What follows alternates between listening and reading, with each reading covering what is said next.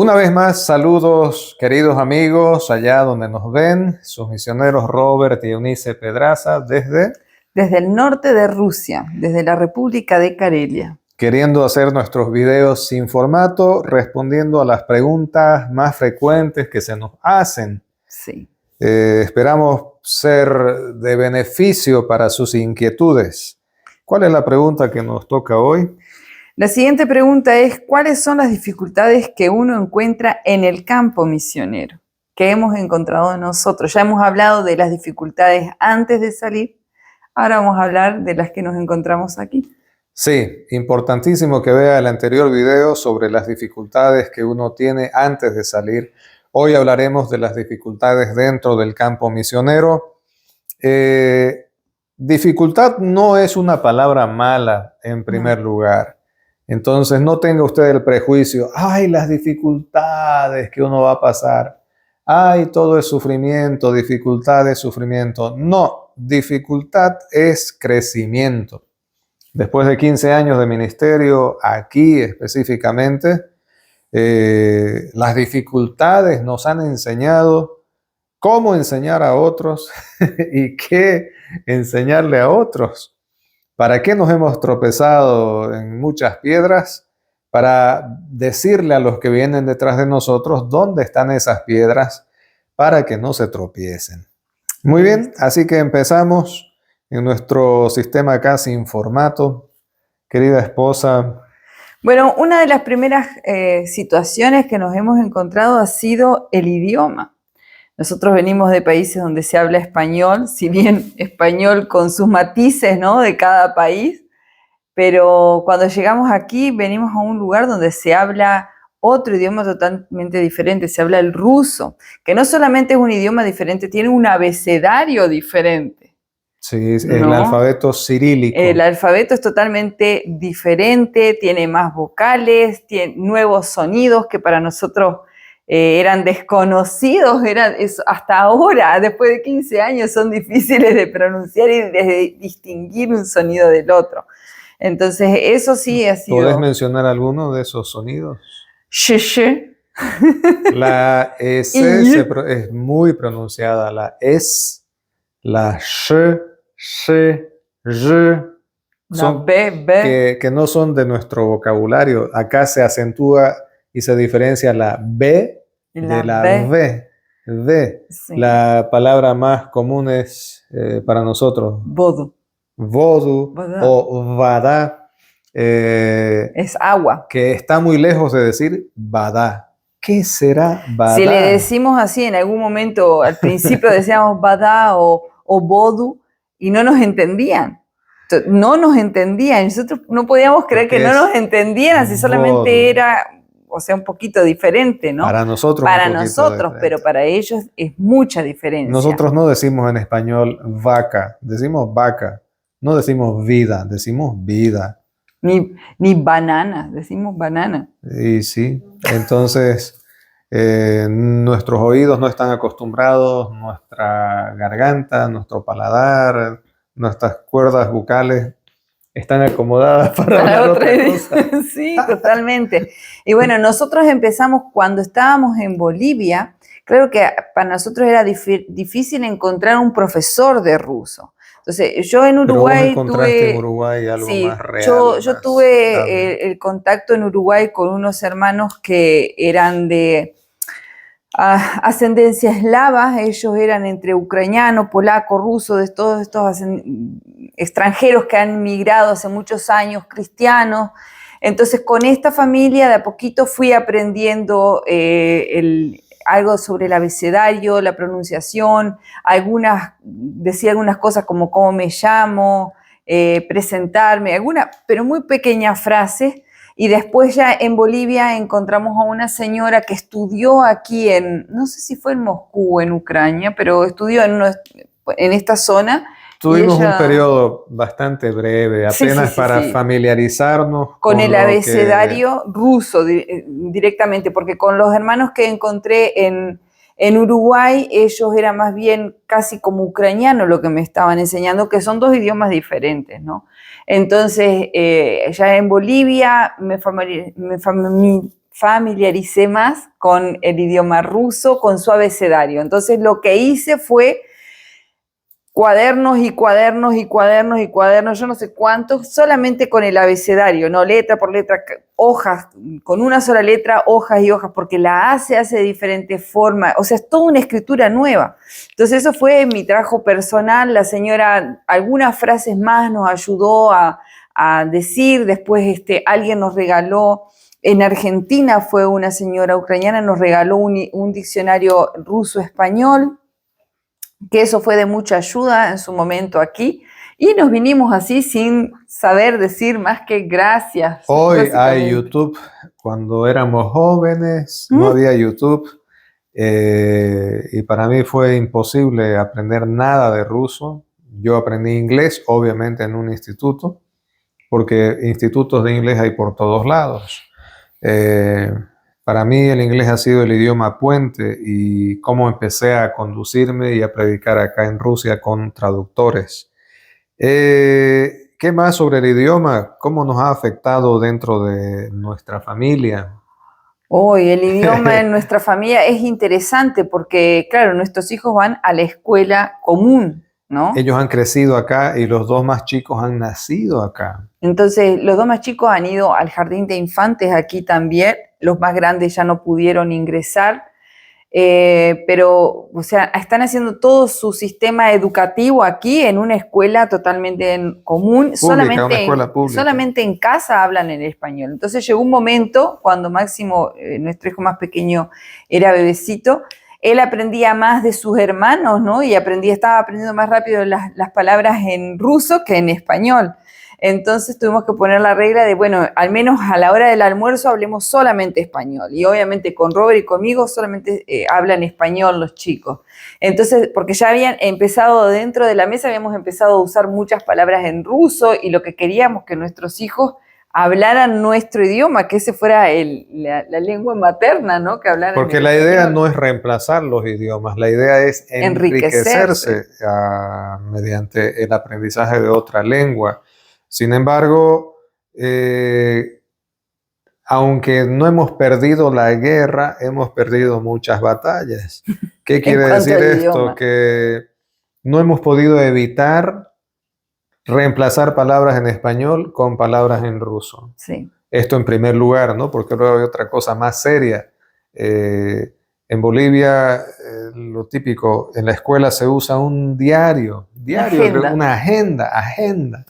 Pero como no nos acordamos normalmente de la palabra, empezamos a usar la palabrita en ruso, Dnevnik.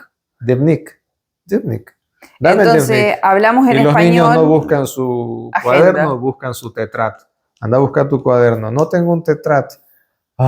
Entonces, eso es parte de nuestra realidad, cómo se está mezclando. Sí, nos hemos esforzado mucho para enseñarles las palabras correctas a nuestros hijos, porque, o sea, ellos son bolivianos, ¿no? Y queremos que ellos aprendan bien el idioma, pero lamentablemente,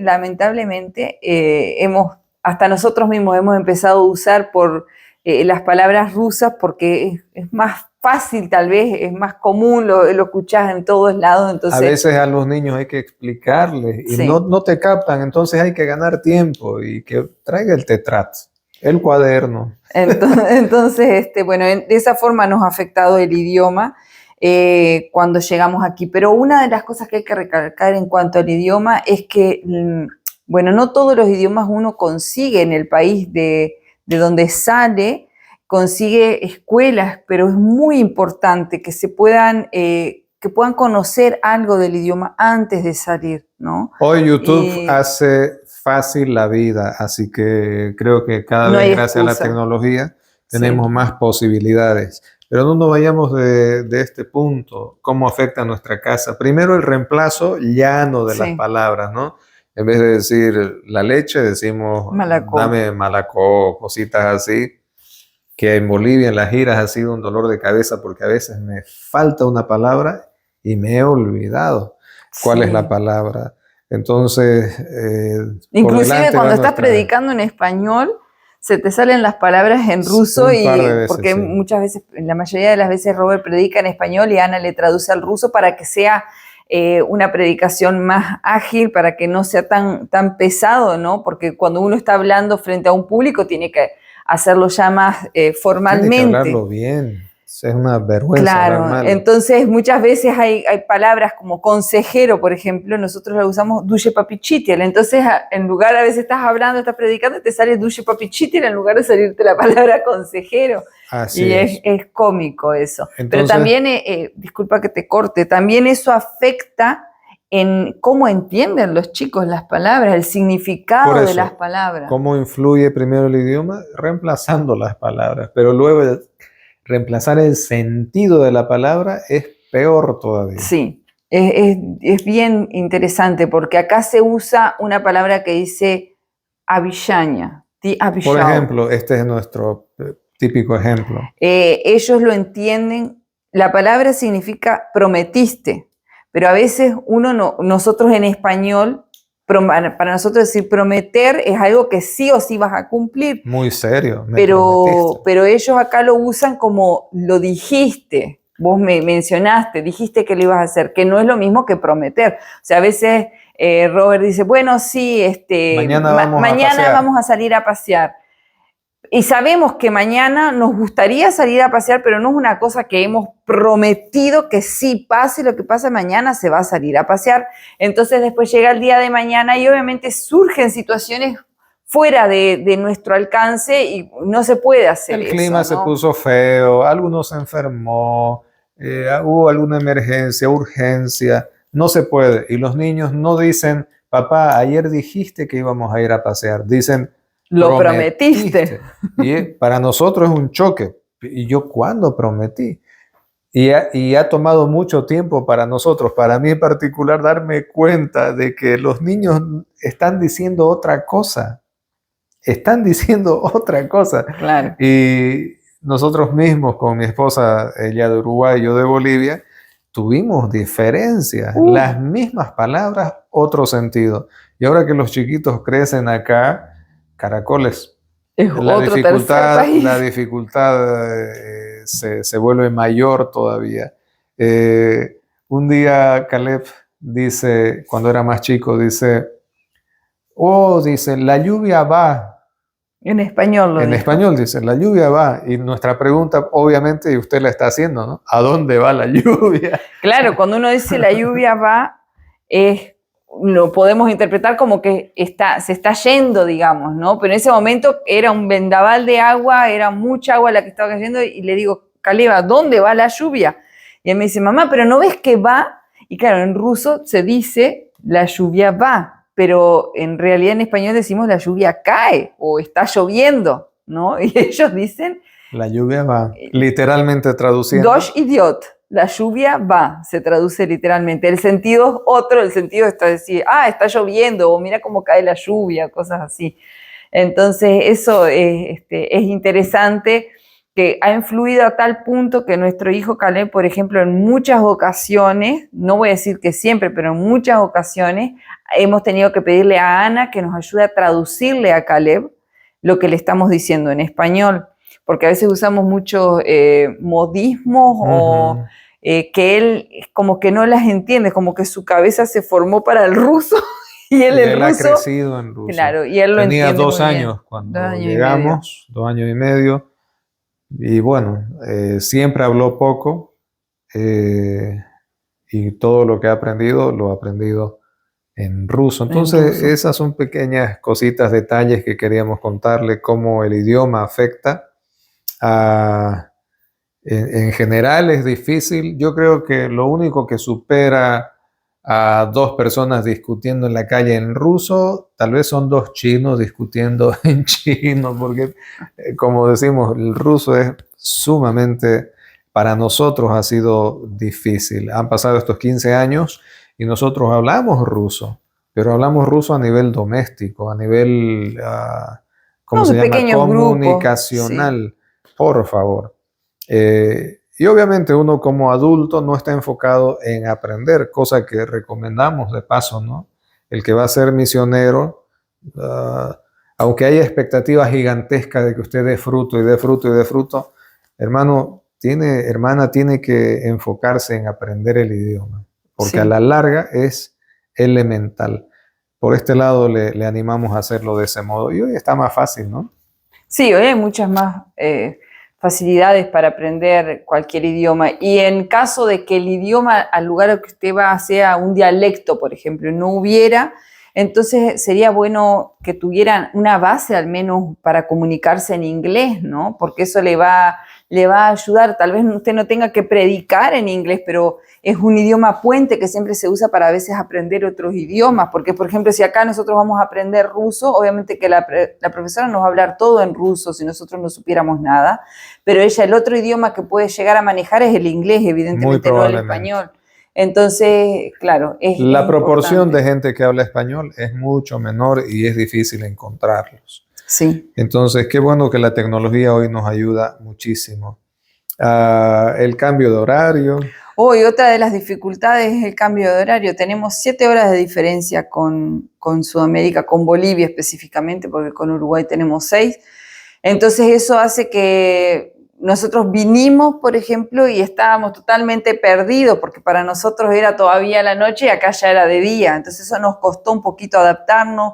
Como vivimos muy en el norte, llegamos en una buena fecha, llegamos para el verano de aquí, entonces el verano aquí, muy lluvioso. El verano aquí no se oculta. Está el sol aquí no se oculta, está a las 24 horas prácticamente, durante casi 3 semanas está afuera y después empieza así como que oscurece un poquito y está una hora como con una tenue luz y vuelve a amanecer. Entonces eso al principio era bien difícil porque estábamos perdidos, no sabíamos cuándo había que almorzar, cuándo había que comer, cuándo había que acostarse. Especialmente la hora de dormir y levantarse era conflictiva. Era conflictiva. Sí. Y lo mismo, pero en el sentido contrario pasó en el invierno, porque en el invierno tenemos como 3 semanas donde prácticamente no se ve la luz solar, se ve solamente una pequeña claridad, un par de horas. Entonces, por ejemplo, Caleb era pequeño en el primer invierno y recuerdo que se levantó, almorzó, ¿no? Y porque había claridad, eran como tipo 11 de la mañana, entonces nos sentamos a almorzar y en lo que estamos almorzando, ahí 11, 12, a la 1 ya empezó a oscurecer, cuando estábamos tomando el cafecito a las 2 de la tarde, dice, bueno, hasta mañana, me voy a acostar. ¿Y cómo que te vas a acostar? Sí, ya es de noche, me voy a dormir. Claro, eran las 3 de la tarde, pero ya estaba oscuro, entonces para él también era difícil, ¿no? Esa parte era complicado. Es que vivimos en el norte, arriba, en la frente del globo terráqueo vivimos. Ya ahí casi en lo último de la Tierra. Tenemos casi 4 meses de total oscuridad y luego en verano casi 4 meses de total claridad. Y luego los intermedios, ¿no? 2 meses la transición hacia el invierno y luego la transición hacia el verano, que son más o menos parejos y, bueno, mucha lluvia y frío. Casi 6 meses con nieve o más de 6 meses, ¿no? Esa es otra de las dificultades, el clima, ¿no? Es otra de las cositas que nos hemos encontrado aquí, porque Robert viene de un clima totalmente templado, muy tropical, cálido. Tropical, ¿no? Cálido y tropical, donde uno usa chompas, ¿cuántas veces al año? 4 o 5 veces al año, 3 semanas. 4 semanas. O sea, es muy poco lo que se usa ropa de abrigo, ¿no? Y acá es todo lo contrario, acá estamos viendo a ver cuándo vamos a usar. Tenemos chamarras de verano, chamarras de otoño, chamarras de verano. Simplemente todo otoño, el año invierno. Estamos usando abrigo. Y ese periodo, sí, cuando no estamos con abrigo, es corto, 1 mes. La mitad de julio y la primera mitad de agosto estamos con remeras o poleras, como se dice, porque el resto del tiempo siempre estamos de manga larga. Así siempre está haciendo frío en este lugar. Sí, es una de las cosas de diferencias con las que nos hemos encontrado aquí dificultades. Luego, ya hemos hablado de los documentos el otro día, hablando, ¿no? de que hay que traer todos los documentos al día, hay que estar pendiente de que los documentos no se le venzan, de ver cuándo es que hay que renovar pasaportes, hay que estar pendiente de eso, de cuál es el requerimiento del país en el que usted está, cuál es el requerimiento de la embajada del país de donde usted viene para poder hacer la renovación de su pasaporte y poner al día. Entonces esas cosas también hay que tenerlas en cuenta. Otra vez menciono, van a estar mucho tiempo en migraciones, mucho tiempo. Ok, tome sus previsiones, por favor. Vamos a hablar de la cultura un poquito, de las diferencias culturales y similitudes culturales. La comida, por ejemplo. Hay lugares donde los productos que tenemos donde nacimos no existen. Acá en nuestro caso, bueno, uno extraña su asado uruguayo, uno extraña su, yo no sé, su sopa de maní boliviana, tantas cosas deliciosas que uno tiene en su pueblo, pero aquí las verduras no son las más deliciosas, las frutas tampoco son las más deliciosas porque vivimos en el sombrero del mundo, en la frente del globo terráqueo, así que se imagina, hace mucho frío y las cosas tardan en llegar, pero hay otras que sí hay algunos productos secos, granos, ¿no? Lenteja, garbanzos, quinoa, maní de Argentina, la quinoa es de Perú, ¿qué otra cosita hay? Bueno, por lo menos eso, arroz hay en todas partes, avena también. O sea, acá se consume muchísimo repollo y papa, entonces... Que es de la zona, ¿no? Que, claro, son cosas de la zona y en el verano encontramos muchas bayas, bayas, te digo yo, como las cerezas y todo ese tipo de frutos que en Sudamérica no es tan común. Entonces hemos tenido que aprender a adaptarnos, ¿no? Con lo que nosotros traemos, con nuestras costumbres, mi costumbre uruguaya, la costumbre de Robert boliviana, que yo ya había adquirido algunas costumbres bolivianas y después venir aquí y ver qué se hace con lo que hay. Entonces lo vemos como, si bien es un obstáculo, si bien es una situación a la que no estamos acostumbrados, lo vemos como una situación a superar para que nos mejore, ¿no? Sí, o sea, estamos siendo enriquecidos, no se nos está quitando nada. Usted debe ver las cosas con ojos de fe, con ojos optimistas, con ojos bíblicos. Acuérdese allá de los que fueron a ver la tierra prometida. 10 dijeron, ay, no se puede, todo es difícil, son gigantes. Y solo 2 dijeron, podemos. Y Dios dijo, ellos han visto como yo veo. Y cuando servimos al Señor, sí hay diferencias, pero son diferencias buenas. Son ausencias y necesidades buenas, porque aún la necesidad enriquece nuestra experiencia, nos hace entender a la gente, nos hace entender esto, pues precisamente su cultura, su comportamiento, porque aún como uno se alimenta, tiene influencia en el comportamiento. Acá se consume muchísimo cerdo y grasa de cerdo así endurecida tipo queso. La gente corta justamente por el frío y come eso y nosotros no hemos podido, porque eso no estoy seguro, creo que viene crudo, ¿no? Sí. Es un tipo cebo así o cómo se lo puede llamar y la gente lo come como un manjar. Como tocino, algo así parecido al tocino. No nos hemos acostumbrado a comer eso. Claro, entonces esas son algunas de las situaciones que nosotros pasamos. En otros lugares se pasan de diferentes formas, ¿no? De diferentes cosas. Ellos acá, por ejemplo, consumen una bebida que se llama el kvass, que tiene cierto pequeño grado alcohólico, no es mucho, pero es muy pequeño, mínimo. Pero nosotros no estábamos acostumbrados, es parecido a la malta, es casi lo mismo que la malta. Y entonces ellos, en algún momento nosotros, no sé cómo mencionamos de la Coca-Cola, y ellos lo veían al principio, ¿no? Cierta persona como que se sorprendió, como que la Coca-Cola es tan mala, y nosotros acá tomamos kvass, que es mejor. El kvass también tiene azúcar, el kvass también tiene un poquito de alcohol, o sea, no es un alcohol como el de la cerveza, ni el vino, ni nada por el estilo, pero es un grado alcohólico que le da la misma fermentación, porque es una bebida fermentada, el que se kvass. hace de pan. Entonces, ese tipo de cosas, nosotros no estábamos acostumbrados a tomar té o café, tomábamos refresco, ¿no? En Uruguay se toma mate, bueno, yo no tomaba mate, pero en Bolivia se toma mucho refresco para el desayuno, pero acá no hay refresco más que envasados, o sea, en cajas. Sí, y al final eso es dañino, ¿no? Claro, entonces ese tipo de cosas que hemos tenido que adaptarnos, ¿no? Y hay que tomar este principio. Yo considero que si Dios nos puso en este lugar, sabiendo de dónde nosotros veníamos, es porque nosotros estamos capacitados para poder adaptarnos a este lugar. No podemos venir como personas totalmente cuadradas y inflexibles. Tenemos que ser muy flexibles, ¿no? Muy flexibles, muy que permeables, porque si nos endurecemos con nuestra cultura, lo único que vamos a lograr es rompernos, ¿no? Y en tema de la cultura también, además de la comida, entra el tema del sauna. Aquí en los países nórdicos y en los países eslavos es muy fuerte el tema del sauna.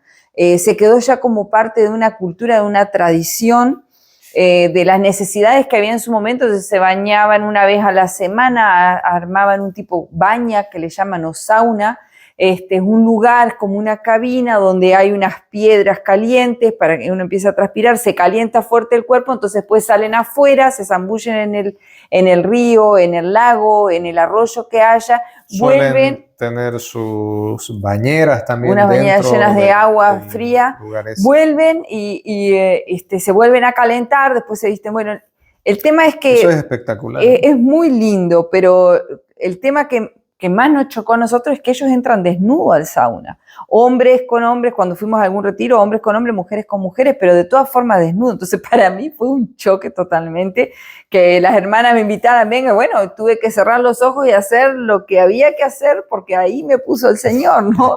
Y claro, al principio es un poco chocante, después uno ya se va acostumbrando y ya se va dando cuenta que ellos no lo ven como algo malo. Otra cosa, cuando vamos en el tren. Somos diferentes. Antes del tren, las familias entran desnudos, papá, mamá, con los niños, es decir, los chiquitos ven a sus padres totalmente desnudos. O sea, no estamos acostumbrados, simple y llanamente. Sí, nosotros no hemos llegado a esos extremos, pero chocante, ¿no? Difícil. Sí. Luego el tema del tren, acá se viaja en tren y hay diferentes tipos de tren. Está el tren para cortas distancias, que es de sentarse como un ómnibus, un bus, pero están los otros trenes de distancias más largas donde hay camitas. Entonces hay diferentes vagones, están los vagones más económicos, son un montón de vagones con diferentes cubículos y camas, ¿no? Camas para todos lados. Y uno puede cruzarse de un lado al otro del vagón y uno ve a las personas que están durmiendo. Y las personas no tienen ningún tipo de problema en sacarse su ropa, quedar en ropa interior y acostarse ahí en la cama. Sí. O sea, es algo realmente... ¿Dónde estamos? Sí, es chocante, pero es que para ello era común, es que en el jardín de infantes, por ejemplo, los niños duermen en el jardín de infantes y a ellos les enseñan, los niños se sacan la ropa uno frente a otro. Claro, son niños, yo entiendo eso. Pero ya después crecen y no son niños. Pero después les queda, o sea, no tienen ese tipo de vergüenza de... Hay gente que sí, que va al baño, se pone su pijama y listo. Nosotros nos sentíamos un poco incómodos, ¿no? Hay otras personas que, bueno, ponen su cortina, pero dormir ahí abiertamente o sea, un montón de camas en el vagón y todos duermen y nadie se siente escandalizado por eso. Entonces, son pequeñas cosas que nos llamaban la atención y que rompieron un poco nuestros esquemas, ¿no? Que rompieron un poco, otra experiencia que tuve yo, en un momento se rompió una puerta y entonces la dueña del apartamento compró otra puerta y vinieron a instalarla.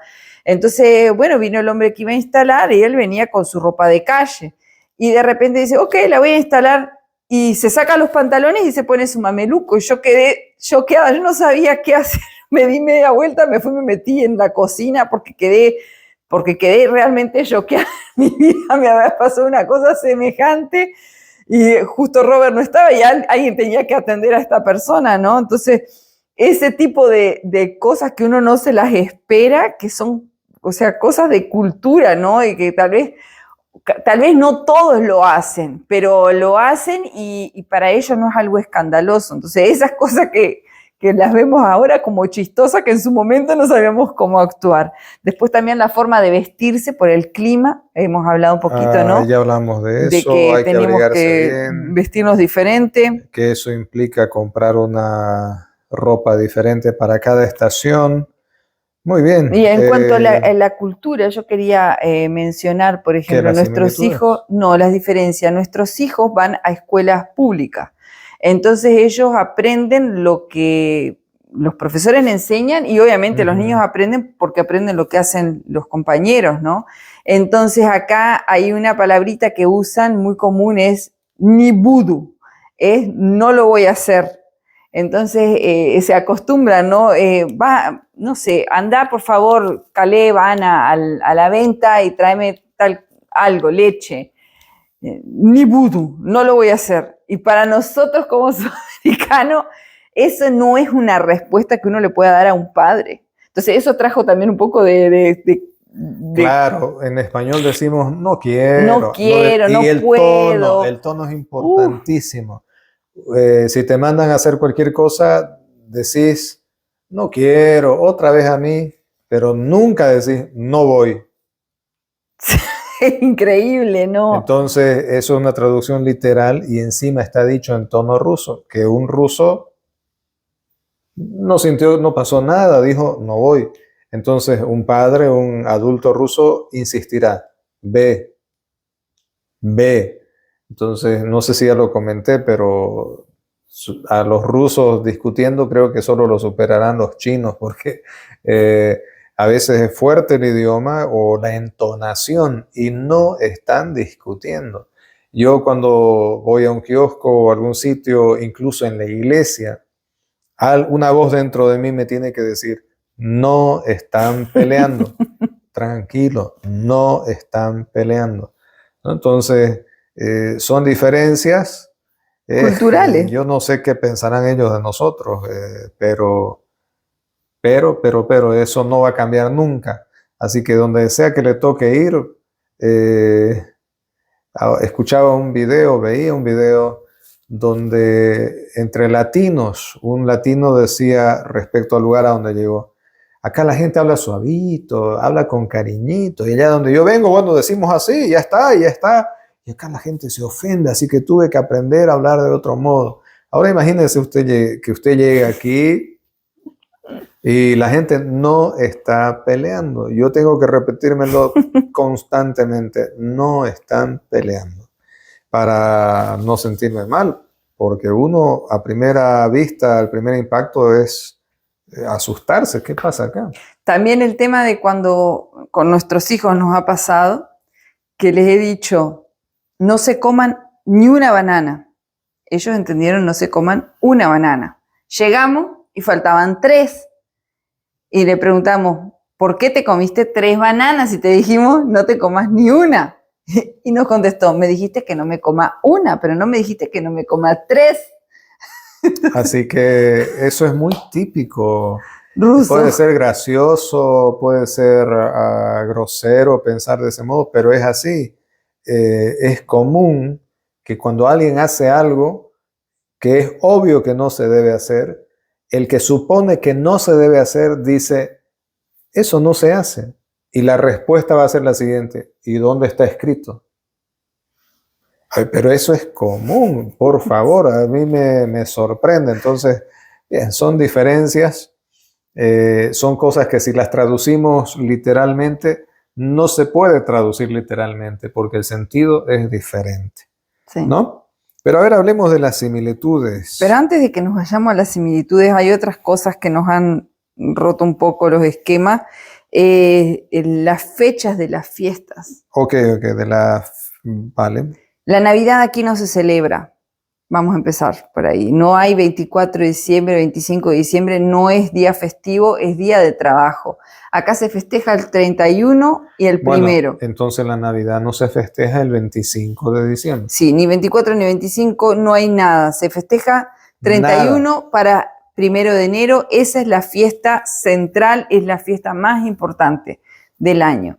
Luego está el 7 de enero, la Iglesia Ortodoxa celebra... Perdón, el Año Nuevo quiere decir del 31 de de diciembre enero. al 1 de enero.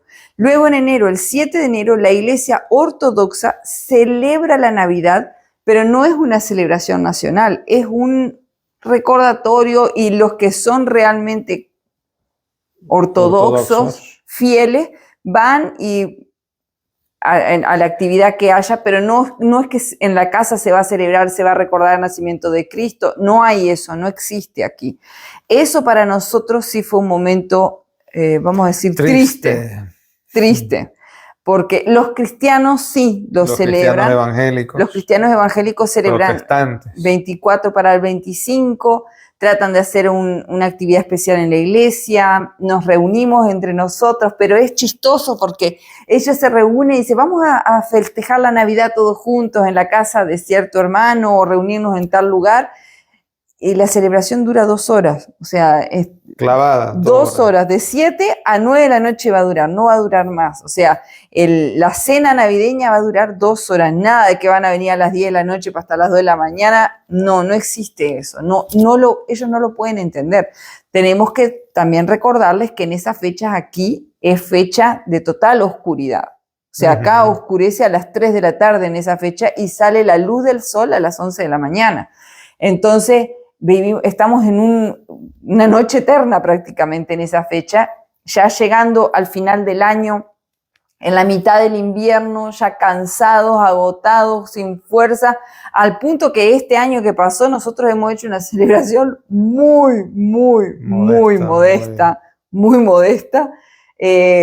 porque ya ni siquiera ánimos de hacer, de celebrar, o sea, nos encantaría, pero las fuerzas no nos dan, por el cansancio físico que uno trae, ¿no? Del año, que nos hemos enfermado te hace frío y está oscuro, a nadie le importa la Navidad, entonces no hay cómo darse cuerda mutuamente. Yo trato de poner villancicos desde el 23, estoy con los villancicos y las cosas para recordarnos, ¿no? Y para que nosotros, porque queremos dejar eso sembrado en el corazón de nuestros hijos, pero acá no hay un juego artificial, acá nadie en la calle le va a saludar a ustedes y feliz Navidad. Después está el Año Nuevo, luego el 7 de enero la celebración, y después cuando ustedes celebran la Pascua, nosotros no celebramos la Pascua. Nosotros acá celebramos la Pascua según otro calendario. Pero es prácticamente un mes después. Sí, casi un mes después de lo que ustedes celebran. Nosotros este año 2024 vamos a celebrar la Pascua, el Día de Resurrección va a ser el 5 de mayo. Tampoco hay la semana de la Pascua. En Uruguay se celebra un poco más, ¿no? Se recuerda un poco más, hay una semana. En Bolivia creo que es la Semana Santa solamente los últimos 2 días, viernes, sábado y domingo. Jueves, viernes, sábado y domingo. Aquí es solamente domingo. Hay mucho, todavía no puedo llegar a entender qué significan los huevos de Pascua. Acá pintan los huevos y no sé qué es lo que hacen, realmente no entiendo muy bien cuál es el significado que le da la Iglesia Ortodoxa. ¿Quieres decir tradicionalmente? La Iglesia Ortodoxa, hacen, ¿no? Sí. Esas son las diferencias que tenemos en cuanto a las fechas, ¿no? Y eso también hace que, como hablarle a los rusos de Cristo. Perdón, una cosita. No estamos hablando del calendario formal, porque el calendario formal es idéntico. Estamos hablando del calendario religioso. El calendario de las celebraciones, de las celebraciones. Acá se rige por el calendario juliano, que es un calendario anterior al gregoriano, que es el oficial.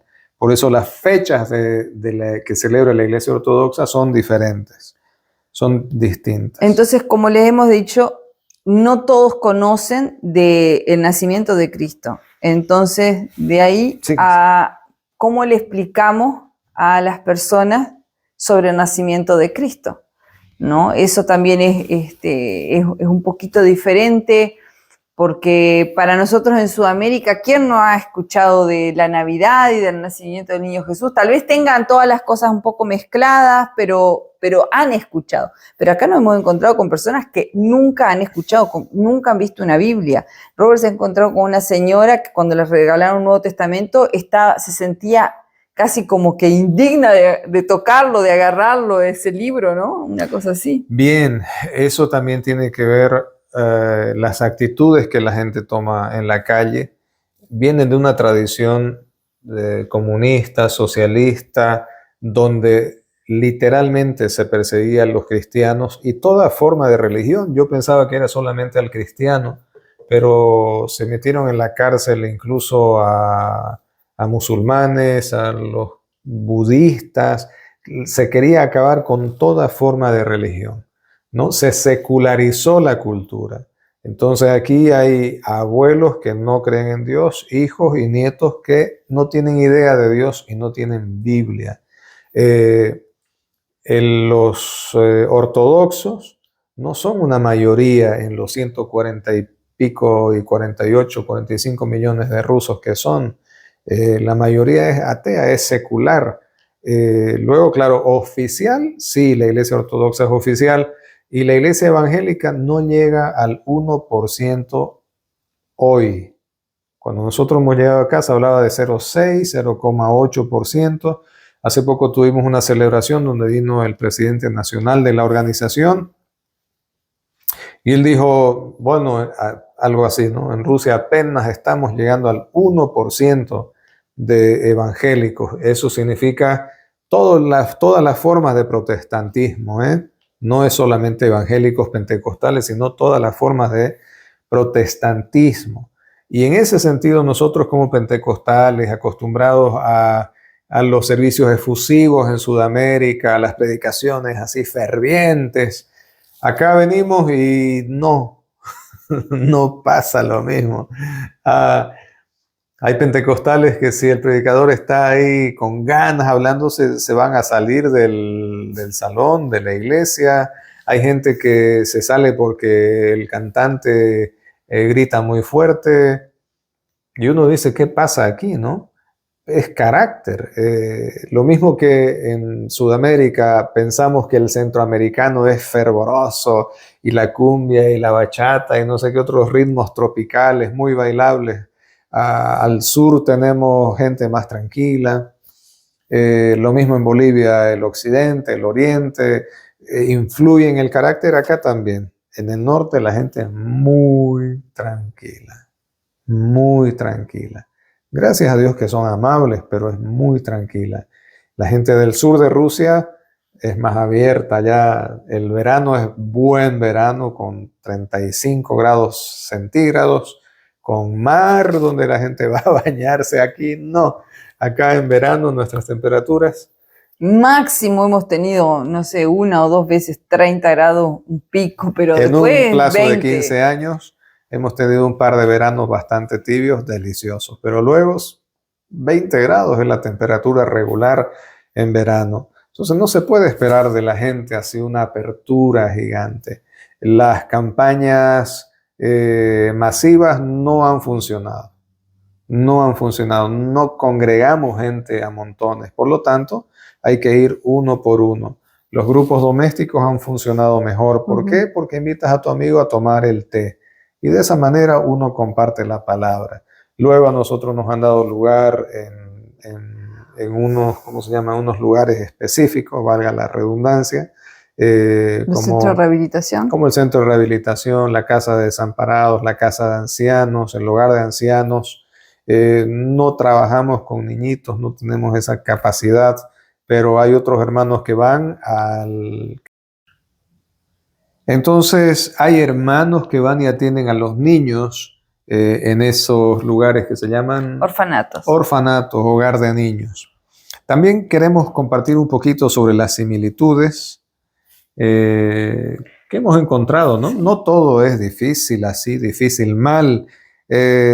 Son personas amorosas también por aquí. Sí, son muy sociables. Los rusos, aunque tenemos las ideas, ¿no? Por las películas y todo eso, que los rusos tienen otro tipo de carácter, al menos los rusos de Karelia, de esta zona de donde vivimos nosotros, son muy amables, son sociables. Claro que tienen su carácter forjado por el clima también, ¿no? Como por ejemplo, si el clima como sabemos que, o sea, el clima hace mucho efecto en cómo es el carácter de cada región de donde se vive, aquí también, pero el ruso en sí es muy amable, es amigable, es muy informal también, no es que llega 2 horas tarde a una fiesta, ¿no? A ellos les gusta Si es a las 7, se empieza a las 7. Sí, son mucho más puntuales. Son puntuales, que los pero sudamericanos. son informales. Por ejemplo, pueden llegar a tu casa, tocarte el timbre, vine a visitarte, o le ofreces té o le ofreces refresco y te preguntan, ¿tenés café? Y le decís, sí, ¿tenés leche para el café?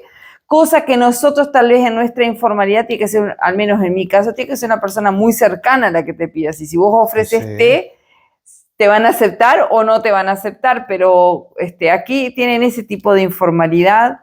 Para nosotros eso ha sido positivo como gente sudamericana, gente acostumbrada a esa forma, ha sido muy positivo. Que ellos sean sociables, igual que nosotros. Hay una hora de inicio, excepto los cultos, ¿no? Que comienza una hora y termina a una hora. Las relaciones interpersonales son así, uno comienza a tiempo, pero realmente la gente no se apura mucho a irse. ¿Qué dije? Informalidad, sociabilidad. Son muy curiosos.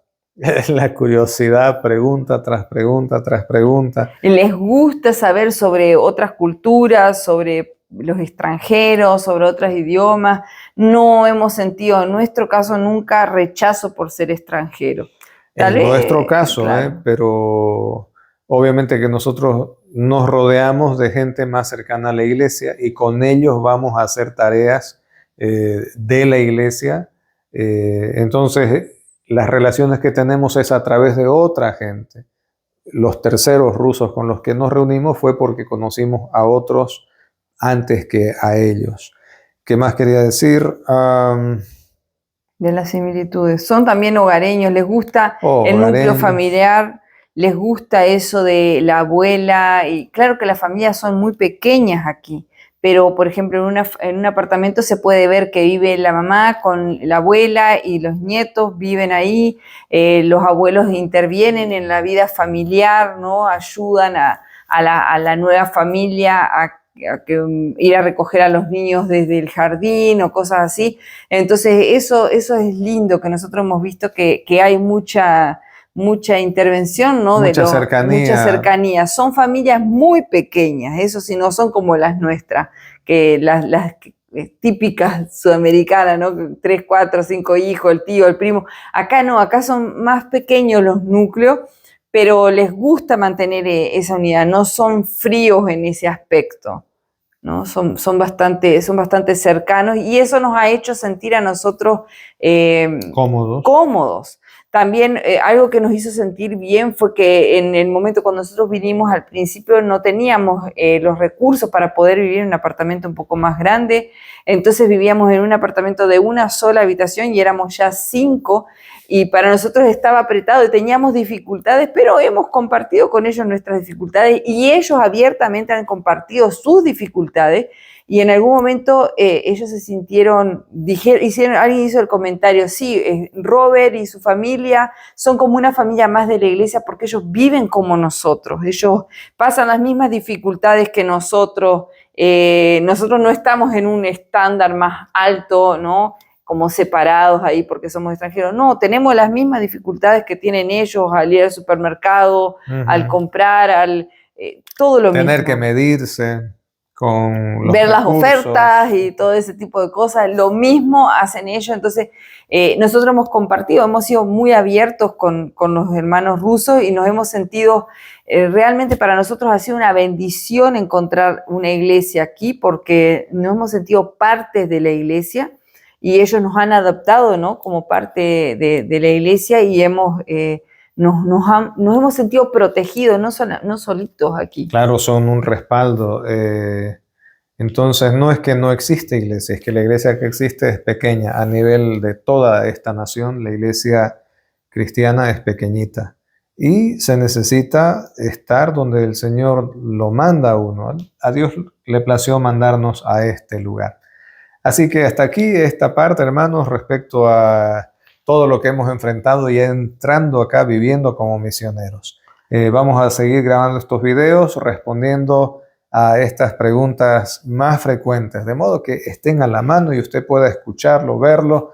Y bueno, si tiene preguntas, hágalas. Si quiere contar sus historias, escríbalas ahí abajo en los comentarios. y estaremos en contacto. Sí. Un abrazo fuerte. Un abrazo fuerte, reciban un abrazo de oso ruso, que el Señor les bendiga y nos estaremos viendo aquí sin formato otra vez desde Rusia.